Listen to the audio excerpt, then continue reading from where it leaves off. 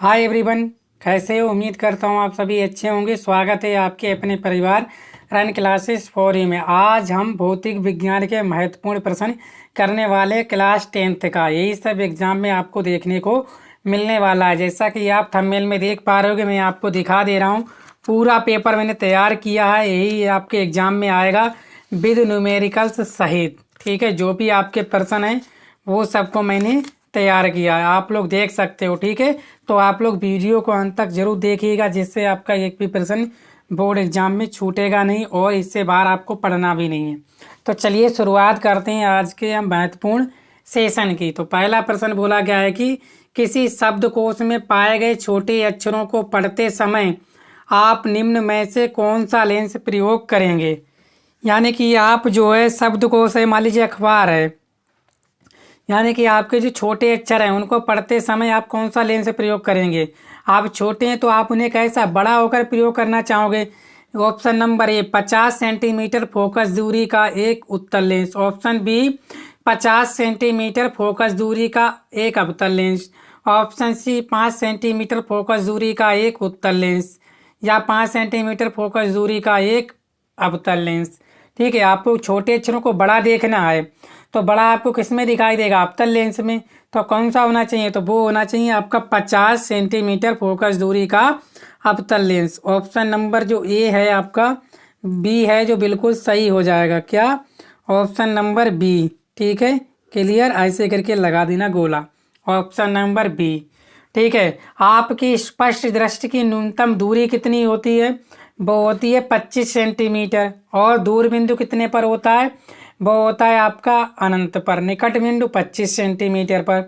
तो अगर वस्तु आपसे 25 सेंटीमीटर दूर रखी है तो आप आसानी से पढ़ सकते हो, है कि नहीं। लेकिन आपको पता है आपके छोटे अक्षर हैं, उनको बड़ा करना करके पढ़ना है, तो अवतल लेंस ही क्या करता है, प्रकाश किरणों को फैला देता है। समझ में आ गया? क्लियर हुआ? ठीक है, चलिए दूसरा प्रश्न देखते हैं। बड़ा बड़ा महत्वपूर्ण प्रश्न है, आपके एग्जाम में यही सब देखने को मिलने वाला है। चलिए दूसरा प्रश्न। एक अवतल दर्पण की वक्रता त्रिज्या 15 सेंटीमीटर है। इसकी फोकस दूरी होगी -15 सेंटीमीटर, -7.5 सेंटीमीटर, प्लस 33 से 30 सेंटीमीटर और प्लस 7.5 सेंटीमीटर। इसको आप कैसे करने वाले हो? वक्रता त्रिज्या और फोकस दूरी में संबंध क्या होता है? तो वो होता है आपका F बराबर R/2। तो आपको वक्रता त्रिज्या दे रखी है आर कितनी है आपकी?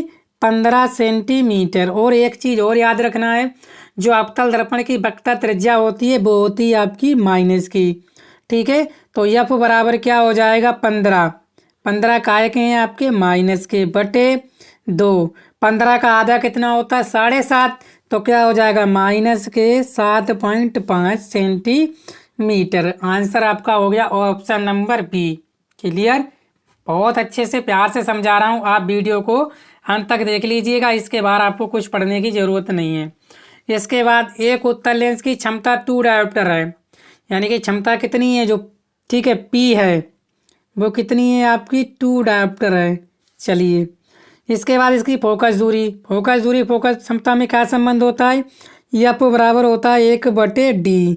डी क्या है आपकी? क्षमता। तो F बराबर हो जाएगा 1/2। आप काय में है? ठीक है, आपके आंसर किस में? सेंटीमीटर में। तो ऊपर आप लगा दीजिए 100। ठीक है, हो गए आपके सेंटीमीटर में।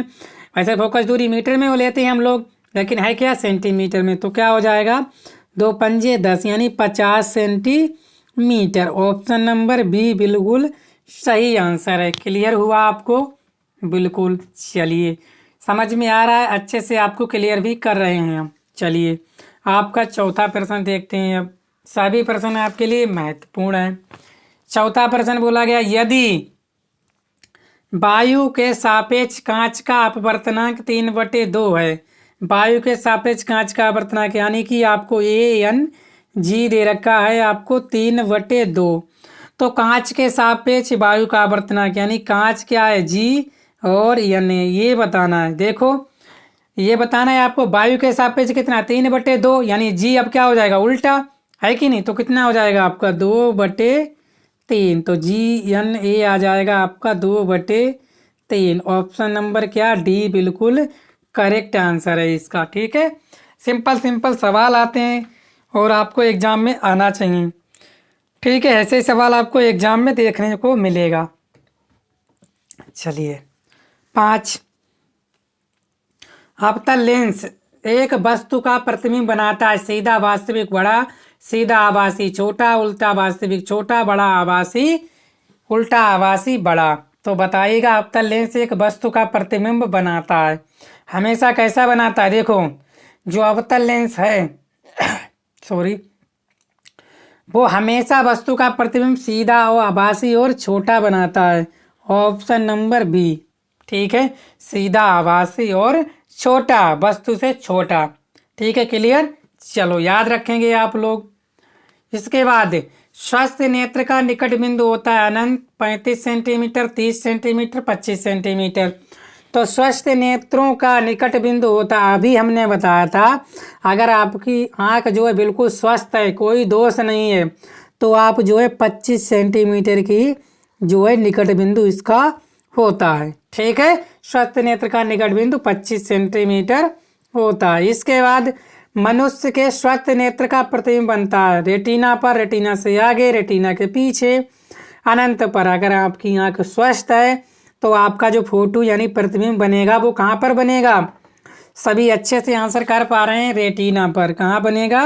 रेटिना पर। ऑप्शन नंबर ए बिल्कुल करेक्ट आंसर है। क्लियर। नेक्स्ट 8वां प्रश्न। सभी प्रश्न आपके बहुत बहुत मोस्ट इम्पोर्टेंट हैं, इनको मिस मत करिएगा। निकट दृष्टि दोष से पीड़ित व्यक्ति के लिए प्रयुक्त किया जाता है, यानी किसी को निकट दृष्टि दोष है उस व्यक्ति के लिए क्या प्रयुक्त करेंगे? निकट दृष्टि दोष से पीड़ित व्यक्ति के लिए प्रयुक्त किया जाता है। तो निकट दृष्टि दोष में निकट की वस्तु साफ दिखाई देती है और दूर की वस्तु साफ दिखाई नहीं देती है, और हमें ऐसा लेंस प्रयोग करना चाहिए जिससे क्या हो, आपकी दूर की वस्तु भी दिखाई देने लगे। तो किसका प्रयोग करने वाले हैं आप लोग? अवतल लेंस का, क्योंकि अवतल लेंस क्या करता है? प्रकाश किरणों को फैला देता है। अगर बोल दे जो मानव नेत्र लेंस होता है वो कैसा होता है, तो याद रखना अभिसारी होता है। चलिए 9वां प्रश्न। मानव नेत्र में रेटिना पर बनने वाला प्रतिबिंब सीधा होता है परंतु उल्टा दिखाई देता है, उल्टा होता है परंतु सीधा दिखाई देता है, सीधा होता है तथा दिखाई देता है, सीधा होता है तथा सीधा दिखाई देता है, उल्टा होता है तथा उल्टा दिखाई देता है। क्या आंसर करोगे? देखो, जो मानव नेत्र में रेटिना पर बनने वाला प्रतिबिंब हमेशा हमेशा उल्टा होता है, परंतु हमें दिखाई कैसा देता है? कैसा दिखाई देता है? सीधा। तो ऑप्शन नंबर जो बी है बिल्कुल करेक्ट आंसर हो जाएगा। प्रतिबिंब जो है लेंस पर बनता है उल्टा और हमें दिखाई देता है सीधा। याद रखेंगे। न्यूनतम प्रकीर्णन किस रंग का होता है? जो न्यूनतम प्रकीर्ण है वो किस रंग का होता है? न्यूनतम बताइए, फिर क्या बताइए आप? अधिकतम भी बताइए। तो न्यूनतम प्रकीर्ण किस रंग के लिए होता है? 10वें का आंसर कर रहे हैं आप, सी। क्या कर रहे हो? सी। और अधिकतम किसके लिए होगा? तो अधिकतम होगा आपका किसके लिए? बैंगनी के लिए। ठीक है, तैयार कर लेना। न्यूनतम भी पूछ सकता है आपसे, अधिकतम भी पूछ सकता है, तो आप इन दोनों प्रश्नों को याद रखेंगे। ठीक है, चलिए इसके बाद 11। चंद्रमा से देखने पर आकाश दिखाई देता है बैंगनी, नीला, काला, सफेद। आप चंद्रमा से देख रहे हो तो आसमान दिखाई देता है आपको कैसा? काला। ठीक है, इसका आंसर मुझे करना ना पड़े, आप जानते हो। शायद प्रकाश जब प्रिज्म से गुजरता है तो किसकी आवृत्ति अधिकतम होती है? किसकी आवृत्ति अधिकतम होती है? किसकी आवृत्ति अधिकतम होती है? तो आप सभी आंसर कर रहे हो बैंगनी की। ठीक है, किसकी? बैंगनी की, है कि नहीं? और अधिकतम विचलन किसका होता है? तो वो किसका होगा? आपका विचलन भी किसका होगा? आपका बैंगनी का। क्लियर, याद रखेंगे।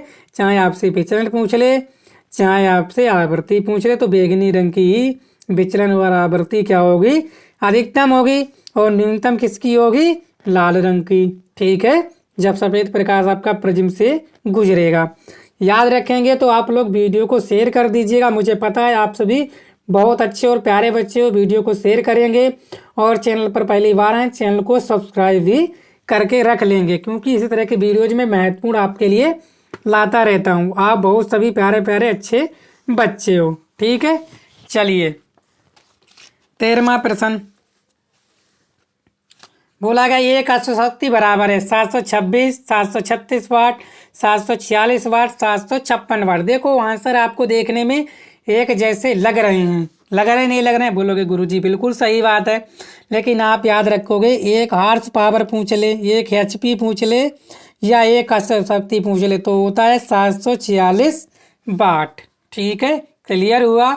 चलिए 14 एक विद्युत बल्ब पर 12 वोल्ट तथा 30 वाट लिखा है, इसमें प्रवाहित हो सकने वाली अधिकतम धारा। तो ये क्या दे रखा है आपको B, और ये क्या दे रखा है आपको P। ठीक है, तो आपसे अधिकतम धारा पूछिए, तो P बराबर क्या होता है आपका BI। तो P कितना दे रखा है आपको 30, और B कितना दे रखा है आपको 12, और I क्या करनी है आपको निकालनी है। तो 30/12 बराबर I, तो 12 दूनी 24, कितना बचा 6 पॉइंट लगाया, 12 पंजे 60। आई कितना आ गया आपका 2.5 एम्पियर। ऑप्शन नंबर बी इसका क्लियर आंसर है। क्लियर हुआ। चलिए 15वां देखते हैं सवाल। किसी चालक में 2 एम्पियर की धारा बह रही है, 2 सेकंड में चालक से गुजरने वाले आवेश की मात्रा। ठीक है, तो आपको आई दे रखी, ये क्या है आपकी आई है, ये क्या है आपका टी। ठीक है, आई दे रखी है आपको 2 एम्पियर, और टी दे रखा है आपको 2 सेकेंड। आपसे पूछा क्या है क्यू, क्यू बराबर क्या होता है आपका आई और टी। जब क्यू बराबर हो जाएगा आई टी, तो क्यू बराबर आई कितना है आपका, तो वो है आपका 2, और टी भी कितना है 2, तो क्यू बराबर हो जाएगा 2 दूनी 4 कूलाम। ऑप्शन नंबर ए बिल्कुल सही आंसर है। क्लियर हो पा रहा है आपका, बोलोगे जी गुरुजी मज़ा आ गया, मज़ा आ रहा है ना, बोलोगे जी। इतने बेहतरीन और लाजवाब सवाल हैं आपके लिए।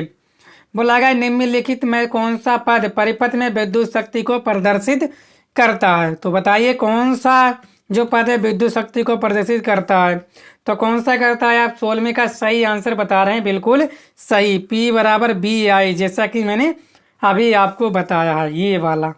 क्लियर। चलिए अब हम देखेंगे 17वां प्रश्न, 16 हो गए, 17वां देख लो। बोला गया कि विद्युत ऊर्जा का मात्रक है वोल्ट, वाट, किलोवाट या आपका किलोवाट घंटा। ये वाला मात्रक किसका है विद्युत शक्ति P का, ये भी किसका है P का, ये भी किसका है P का। तो एक बचा है आपका विद्युत ऊर्जा का मात्रक किलोवाट घंटा। इसके बाद 18वां लघु पतन के समय परिपथ में विद्युत धारा का मान। अगर आपका कोई शॉर्ट सर्किट हो जाए परिपथ, यानी कि शॉर्ट सर्किट हो जाए, तो विद्युत धारा का मान क्या होगा, बहुत कम हो जाता है, परिवर्तित नहीं होता है, बहुत अधिक बढ़ जाता है, निरंतर परिवर्तित होता रहता है। तो आप जानिए कि शॉर्ट सर्किट हो जाए तो जब विद्युत धारा हो जाएगी क्या हो जाएगी, बहुत अधिक हो जाएगी, क्योंकि आपके जो इक्विपमेंट चल रहे हैं वो चलेंगे नहीं, विद्युत धारा अधिक हो जाएगी। इसके बाद चुंबकीय क्षेत्र की तीव्रता का मात्रक है टेस्ला, ओम, एम्पियर या वोल्ट एम्पियर। तो चुंबकीय क्षेत्र की तीव्रता क्या होती है बी, इसका मात्रक क्या होता है आपका टेस्ला। क्या होता है टेस्ला। ऑप्शन नंबर ए बिल्कुल क्लियर आंसर है।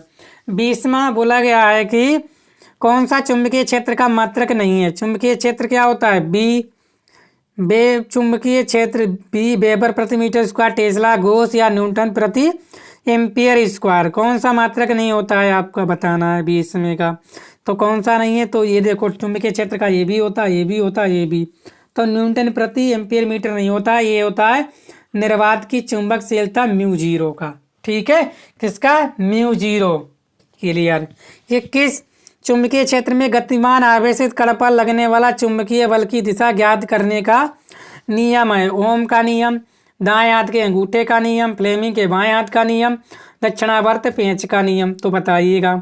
ठीक है, तो क्या आंसर हो जाएगा 21 का। तो 21 का सभी आंसर दे रहे हैं सी, फ्लेमिंग के दाएं हाथ का नियम। क्या, फ्लेमिंग के बाएं हाथ का नियम, याद रखना। ठीक है, फ्लेमिंग के बाएं हाथ का नियम। क्लियर हुआ। चलिए बहुत अच्छे।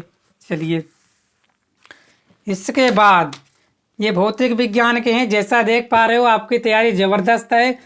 ये आपके प्रश्न आपके सीधे बोर्ड में आने वाले हैं। प्रकाश के परावर्तन से आप क्या समझते हैं, प्रकाश के परावर्तन के नियम लिखिए। ठीक है, तो मैं आपको बता देता हूँ प्रकाश का परावर्तन किसे कहते हैं। जब कोई प्रकाश किरण, ठीक है, याद रखना, जब कोई प्रकाश किरण किसी परावर्तक पृष्ठ से टकराकर पुनः उसी माध्यम में लौट जाना क्या कहलाता है? प्रकाश का परावर्तन कहलाता है।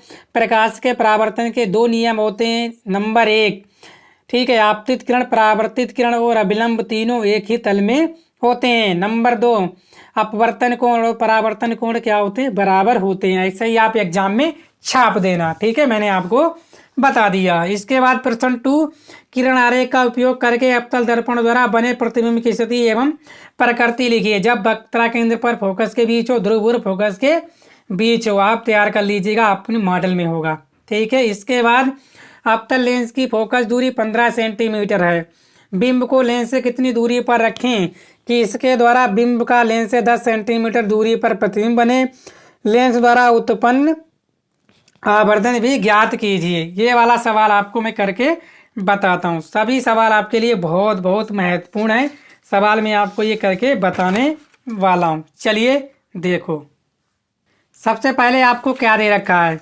ठीक है, देखो ध्यान देना, अवतल लेंस है आपका, क्या है? अवतल लेंस है। प्रश्न नंबर 3 है अवतल लेंस। अवतल लेंस की जो फोकस दूरी होती है वो क्या होती है? अवतल लेंस द्वारा हमेशा प्रतिबिंब बनता है, अभी हमने बताया था, आभासी बनता है और सीधा बनता है, और क्या बनता है? वस्तु से छोटा। अभी मैंने बताया था आपको बहुविकल्पीय में।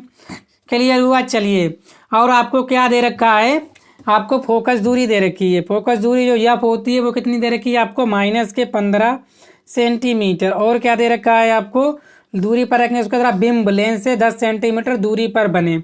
यानी कि जो दे रखा है आपको, क्या दे रखा है? प्रतिबिंब की दूरी आपको दे रखी है बी। वो दे रखी है आपको कितनी कितनी दे रखी है? -10 सेंटीमीटर। और आपको क्या बताना है? कितनी दूरी पर वस्तु रखें, यानी कि आपको यू बताना है वस्तु की दूरी, ये बताना है। चलिए, तो क्या लिखोगे? लेंस के सूत्र से लगा दीजिए आप। लेंस के सूत्र से क्या होता है? लेंस का सूत्र 1/f बराबर 1/b। और क्या होता है आपका? -1/u। सारे मार रखोगे। एफ कितना है? -1/15, बी है -1/10 और -1/u। तो -1/15, ये माइनस इधर, +1/10 बराबर -1/u। लासा लो, कितना हो जाएगा? 15 ढाई 150 होता है, लेकिन यहाँ पे लासा ले लो आप 30। 15 10 का लासा 30 हो जाएगा। 15 दूनी 30 +10 3 30 बराबर 1/u माइनस का क्या बचा? 1/30 बराबर -1/u। तिरछी गुणा करोगे तो u बराबर आ जाएगा -30 सेंटीमीटर। ये आपका आंसर हो गया। वस्तु को लेंस से कितनी दूरी पर रखें? 30 सेंटीमीटर की दूरी पर रखें। आपसे क्या पूछा है? आवर्धन। तो आवर्धन क्या होता है आपका? आवर्धन होता है यम। लेंस का आवर्धन होता है b/u। तो यम बी कितना है? -10। यू कितना है? -30। कट जाएगा, कितना आ जाएगा? यम बराबर 1/3, जो कितना आ जाएगा? बराबर का +0.33।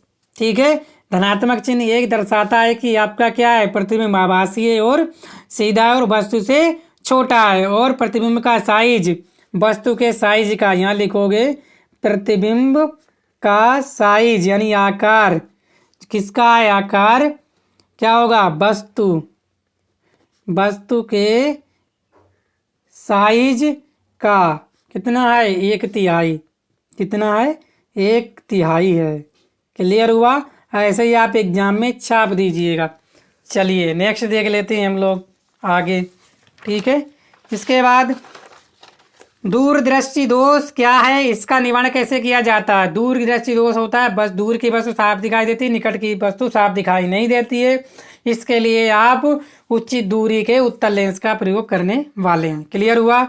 चलिए नेक्स्ट, किसी चालक के प्रतिरोध से आपका क्या तात्पर्य है? किन किन कारकों पर निर्भर करता है? प्रतिरोध से क्या तात्पर्य? प्रतिरोध क्या करता है? विद्युत धारा के बहने का रुकावट डालता है। ये किन किन बातों पर निर्भर करता है? ये निर्भर करता है आपका एरिया पे और आपकी किस पे? लंबाई पर। ठीक है, इस पर आपका निर्भर करता है, एरिया और लंबाई पर। ठीक है, तो आर बराबर क्या होता है आपका? ρ L/A। ऐसे करके ये फार्मूला होता है। आपका लंबाई पर और एरिया पर निर्भर करता है, याद रखना। और पदार्थ किस प्रकार का आपका पदार्थ है उस पर निर्भर करता है, याद कर लेना। सिद्ध कीजिए कि किसी विद्युत बल्ब की सामर्थ्य उसके प्रतिरोध के व्युत्क्रमानुपाती होती है। तो ये आपको सिद्ध करना है और महत्वपूर्ण प्रश्न है, आप आसानी से इसे सिद्ध कर सकते हो। ठीक है ना।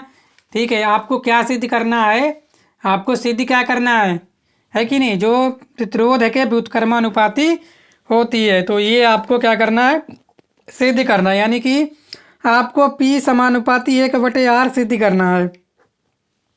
तो आप कर सकते हो ना, क्या दिक्कत है इसमें, कैसे करोगे, देखो P बराबर होता है आपका W/T, होता नहीं होता है, बोलोगे जी सर W बराबर होता है BIT, और बटे T कट जाएगा, क्या आ जाएगा BI।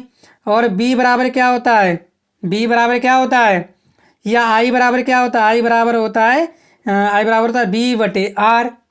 आई बराबर क्या होता है B/R, तो क्या हो जाएगा B²/R। P बराबर क्या हो जाएगा, तो हो गए। देखो वोल्टेज क्या होता है, समान।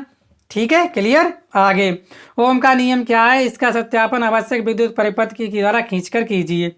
ठीक है, कर लीजिए आप। किलोवाट घंटा से क्या तात्पर्य, कितने जूल होते हैं, तो वो होते हैं आपके 3.6 10⁻⁶ जूल।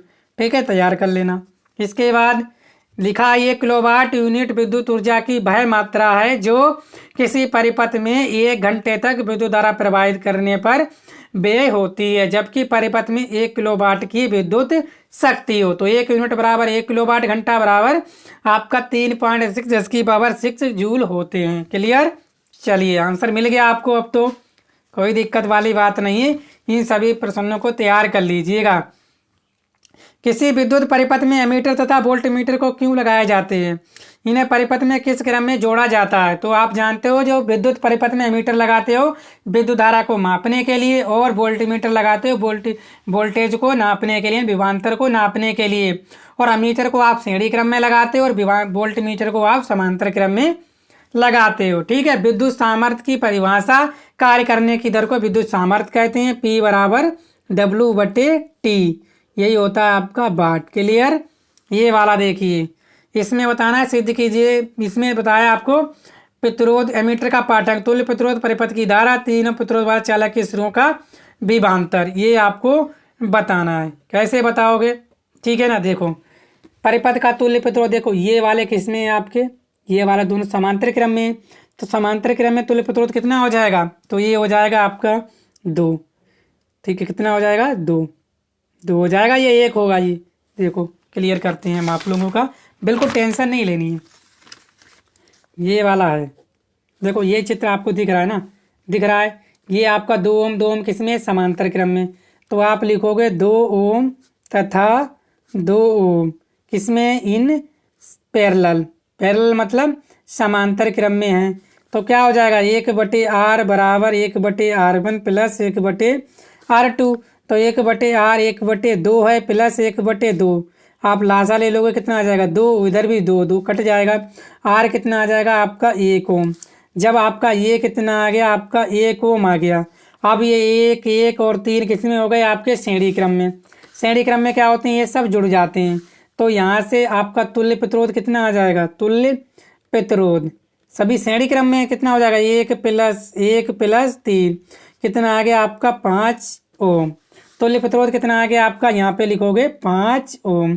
परिपथ की धारा, परिपथ की धारा आप कैसे निकालते हो, धारा जो I होती है, I बराबर B/R। B कितना है 10, R कितना है 5 दूनी 10। तो I बराबर आ जाएगी आपकी 2 एम्पियर। I कितनी आ गई आपकी 2 एम्पियर। 3 ओम प्रतिरोध वाले चालक के सिरों का विभवांतर, ठीक है 3 ओम प्रतिरोध। तो R कितना आया आपका, R है 3 ओम। ठीक है, विभवांतर B बराबर क्या होता है IR। तो I कितना है आपका 2, R कितना है आपका, R कितना आया है R3 कितना आ जाएगा 6 वोल्ट। क्लियर, आंसर आ गया आपका 6 वोल्ट। कितना आ जाएगा ये 6 वोल्ट। चलो सभी आंसर क्लियर कर दिया। ये 400 वाल्ट अनुमत का कोई विद्युत रेफ्रिजरेटर 8 घंटे प्रतिदिन चलाया जाता है, 8 घंटे प्रतिदिन चलाया जाता है। ₹3 प्रति किलोमीटर किलोवाट आवर की दर से इसे 30 दिन चलाने के लिए ऊर्जा का मूल्य क्या होगा। तो आपको बताना है ऊर्जा का मूल्य क्या होगा, ये वाला सवाल है। सवाल देखो बढ़िया है, कैसे निकालते हो आप लोग? ठीक है, ऊर्जा कैसे निकालते हो? W बराबर निकालते हो आप लोगों वाट गुणा घंटे और गुणा दिन। ऐसे ही निकालते हो ना आप लोग? ऐसे ही निकालते हो तो कितने हो जाएंगे? वाट कितने हैं आपके? 400। घंटे कितने? 8। दिन कितने हैं? 30। कितना हो जाएगा? 4×3 = 12, 8×6 = 96। कितने हो जाएंगे आपके? 96 हो जाएगा। क्या हो जाएगा ये? 96 वाट हावर। जीरो लगा लो उसी प्रकार। कितना हो जाएगा? जीरो लगा लो। जीरो कितने हो जाएंगे? 96, 1 2, कितने जीरो आ गए? 3। वाट और घंटे आपको किसमें बताना है? किलो वाट में। तो 1 किलो वाट में कितने होते हैं? 1000। तो यहाँ पे कितने आ जाएंगे आपके? 96 किलो वाट घंटा। 1 यूनिट का कितना है? कितना है आपका? कितना? 3 रुपये प्रति दर से। 3 रुपये की प्रति दर से। तो इसका 3 रुपये की प्रति दर से क्या हो जाएगा? लिखोगे 3 रुपये प्रति। ठीक है ना? 3 रुपये 30 दिन का जो है 3 रुपये है कि नहीं? देखो ना, 3 रुपये प्रति किलोमीटर हावर। कितना हो जाएगा? वो हो जाएगा आपका 96 × 3। तो कितना हो जाएगा? 3×6 = 18, 3×3 = 27 और एक क्या हो जाएगा? 28। इतने रुपए हो जाएंगे आपके। ठीक है, आंसर यही आपका सही आंसर है। क्लियर हो गया? चलिए नेक्स्ट। सभी प्रश्न आपके लिए महत्वपूर्ण हैं। फ्लेमिंग के बाएं हाथ का नियम क्या है? कौन सा विद्युत उपकरण इस स्थान पर आधारित है? ये तैयार कर लेना। चुंबकीय बाररेखाओं से क्या तात्पर्य? इसके प्रमुख गुणों का उल्लेख कीजिए। घरों में वायरिंग जो विद्युत फ्यूज का कार्य क्या होता है? आवश्यक परिपथ आरेख खींचकर स्पष्ट कीजिए। एक सीधे लंबे तार में 3 एम्पियर की धारा प्रवाहित हो रही है। तार से 50 सेंटीमीटर की दूरी पर स्थित बिंदु पर चुंबकीय क्षेत्र की तीव्रता ज्ञात कीजिए। ये वाला फार्मूला लगा दीजिए। ठीक है, म्यू 0.2 पाई का मान होता है 2 × 10⁻⁷। आई कितनी है आपकी? 3। 50 सेंटीमीटर, इसको मीटर में बदलोगे 10⁻2 हो जाएगा। ठीक है, यहाँ से क्या हो जाएगा? काटोगे। ठीक है, पॉइंट के आएंगे 4। तो 4×3 कितने हो जाएंगे? 12। 12 होगा? अरे होगा नहीं होगा? आंसर होगा आपका 12। और बाकी चीज़ें आप देख लीजिए क्या हो जाएगा? 10⁻⁻ कितना? 6। ठीक है, क्या हो जाएगा? न्यूटन प्रति एम्पियर मीटर। न्यूटन प्रति एम्पियर मीटर, ये आपका सही आंसर है। कितना? 12 × 10⁻6। देख लो, आप देख सकते हो ये माइनस के ऊपर जाके क्या कुछ नहीं, प्लस के तो भी कितनी घात हो जाएगी? कितनी हो जाएगी? अरे ये माइनस के ऊपर जाके प्लस के 5 रह जाएगी। और ये 3 है, 3 दूनी कितने हो जाएंगे? 6। और इधर अपने काटा था। ठीक है ना? एक जीरो लगाओ तो एक ही तो बचेगी। अरे यहाँ पे एक जीरो काटोगे, ठीक है, तो एक बचेगी। यहाँ ऊपर कितनी बचेंगी? अब 6 बचेंगी, नहीं बचेंगी, इसलिए ऊपर आपका एक कट जाएगा। 5 कितने हो जाएंगे? 20।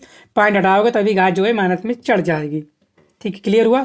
चलिए, किसी विद्युत बल्ब के तंतु का प्रतिरोध इतना है। बल्ब 200 वोल्ट स्रोत से कितनी विद्युत धारा लेगा? आई बराबर क्या होता है? B/R। बी ये है और आर ये है। तो आई बराबर क्या हो जाएगा? बी कितना है? 200। आर कितना है? 1200। 1 0 से 1 0, 2 0 तो 2 छंग 12। तो आई बराबर कितना हो जाएगा? 1/6। काट लो आप। ठीक है, तो यही आपका राइट आंसर हो जाएगा, 1/6 एम्पियर। ठीक है, तो उम्मीद करता हूँ आप लोगों ने अच्छे से ये सभी सवाल कर लिए हैं। तो वीडियो को आप लोग शेयर कर दीजिए। चैनल पर पहली बार है, चैनल को सब्सक्राइब भी कर लीजिएगा, क्योंकि इसके अलावा आपको कोई प्रश्न बाहर देखने को नहीं मिलेगा। Thank you.